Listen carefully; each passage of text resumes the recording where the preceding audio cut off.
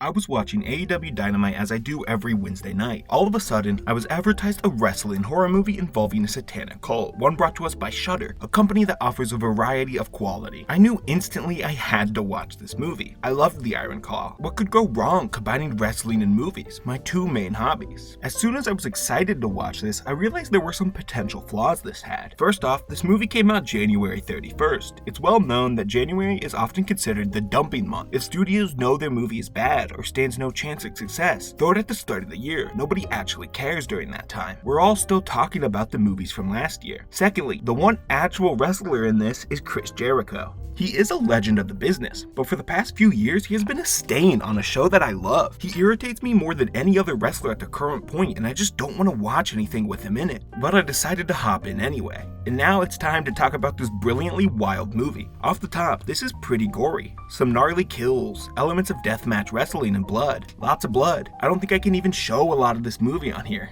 SAW is a small independent wrestling company. Among their ranks are Kate the Great, Thick and Thin, Joe, Kid Humble, Enigma Jones, and our main character, Misbehave. I know the line between wrestler names and drag names is thin, but the line is non-existent here. Misbehave could work for either. The manager, Rusty, gets a suspicious call from somebody looking to use his wrestlers. Desperate for cash, he accepts despite the eerie tone. Everyone piles into the van and heads out of town. Misbehave and Kate the Great have a real-life rivalry. Heat, as we call it in the business. Kate is the one who gets all the attention and always wins, and Miss recently accidentally hit Kate for real while wrestling. Once at the show, everyone realizes they signed up for something sketchy. This is a cult where they all worship their leader, the Prophet. He gives sermons about sacrifice, enduring for the greater good. The next day, once the show starts, the wrestlers are taken to a back room to warm up, and the first match is for Thick and Thin. Misbehave tries to go watch the match, as is typical, but one of the cult members insists she stays, even flashing a gun. In the match, Thick and Thin are brutally murdered by two dudes. The crowd cheers for more sacrifices as the Prophet sits on his throne. Misbehave's match with Kate is next. Behave quickly realizes Kate is going in. This is not a wrestling match, but a fight. Then has to come to terms with the fact that it was to the death. This match has the best visuals of the entire movie, and the best work rate. The action is fast-paced and shot well. It's a water match, so the mat and competitors are being rained on, adding this glossy visuals. The two go back and forth with some entertaining, well-choreographed, brutal action. It's not a substitute for wrestling, but I do think it translates the sport into cinematic language rather well. Flashes of the match, moments, all killer, no filler with this. Miss is conflicted, but she kills Kate out of necessity. This angers the Prophet because Kate is his daughter, but he has to let Misbehave go because the sacrifice has been fulfilled. It's revealed that the Prophet is a former SAW wrestler who was disgraced for turning more violent and inducing riots. He invited everyone here to record their sacrifices and mass distribute his message. The team realized they need to not only survive, but to stop the cult overall.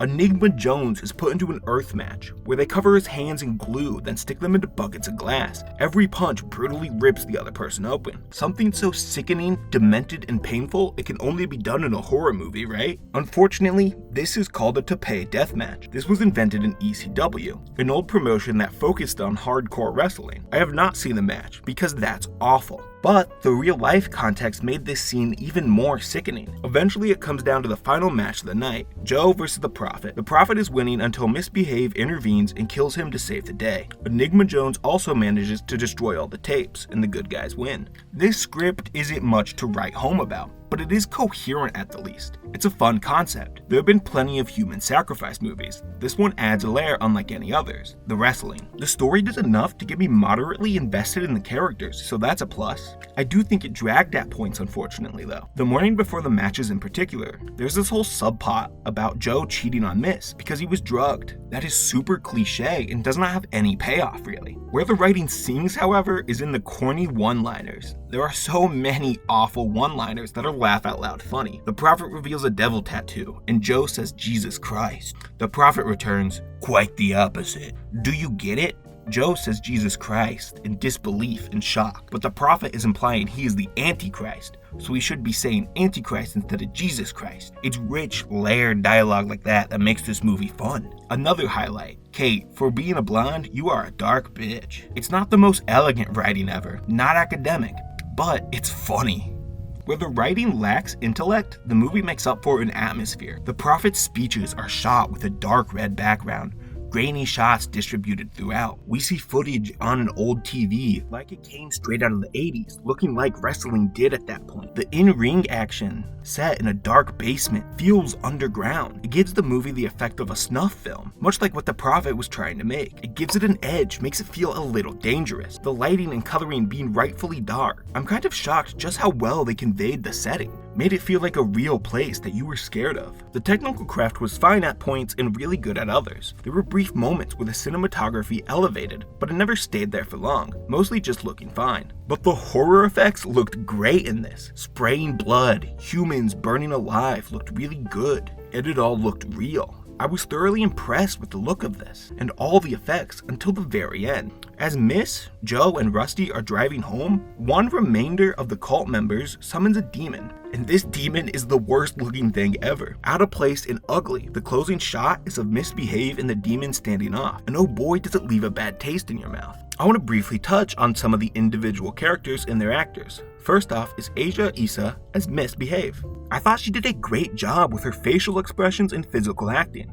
Some of the line deliveries were a little weak, but she made a great final goal overall, nailed the physical acting and wrestling, and she managed to get me invested in the character. Then we have Chris Jericho as the Prophet. I don't know how to feel about this one. He gave such a dorky performance, very similar to the cadence he has had in wrestling for years, which annoys me. His character is supposed to be this big, scary monster, this cult-like figure everyone would follow, and I just don't read that from the way he read the lines. The monologues were elevated by the editing team. I think the style of the movie and editing covered up some of the flaws the performance had. Then, he was lethargic in the ring. He sucked at the physical movie set wrestling, moving super slowly. As someone who's been very critical of his matches over the past few years, he's better than this at the very least. And I just have to talk about the best character in this movie, the luchador, Enigma Jones.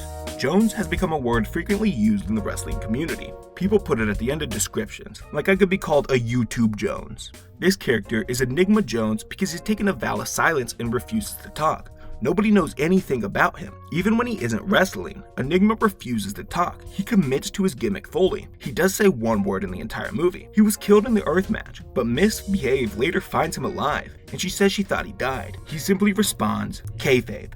A word that is used to describe the suspension of disbelief in wrestling. You can know it's not real but still engage in it. One of the best fourth wall breaks ever. It doesn't matter he died. This is wrestling, people come back all the time from death. Enigma sneaks into the control room of the cult wielding a machine gun and fires them down. He is the coolest dude ever. I think a luchador mask might be the coolest piece of clothing ever. Wearing it just simply makes you look awesome. Whether it's in a suit or fighting bad guys, you're just gonna look better than everybody else. He destroys all the tapes and saves Misbehave in the final hour. Dude is the GOAT. His death actually made me a little sad. Rest in peace to a legend. Dark Match is a movie that spins many different plates effectively while dropping some. Is it successful as a campy wrestling satanic slasher movie? Yeah, I would say it is. There are some great kills. If you are a fan of horror movies or bloody movies, I recommend it. I don't really think it feeds the wrestling fan in me though. It's not nearly on the level of the Iron Claw. If you like wrestling, you're probably in two camps. Either you don't like deathmatch wrestling, and you're gonna look down on the griminess of this movie. But if you do like deathmatch wrestling, like a freak,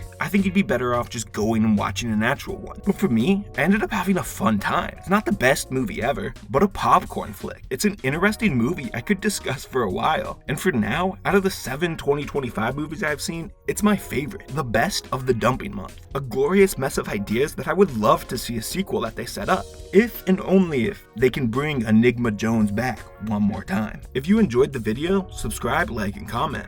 I want to keep making videos about new movies and would love for you to see them. Letterboxd is in the description. I'm always down to talk about movies. Thanks for watching.